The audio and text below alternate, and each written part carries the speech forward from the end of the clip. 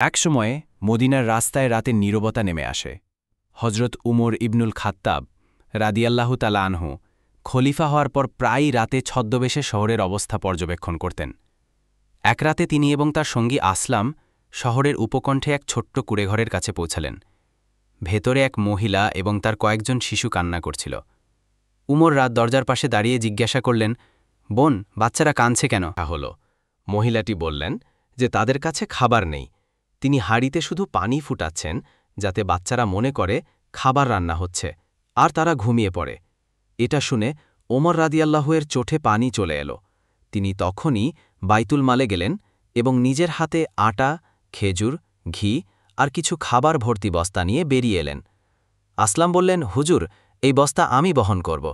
কিন্তু ওমর রাদিয়াল্লাহু দৃঢ় কণ্ঠে বললেন, কিয়ামতের দিনে এই বোঝা কি তুমি বহন করবে? আজ আমি নিজেই বহন করব।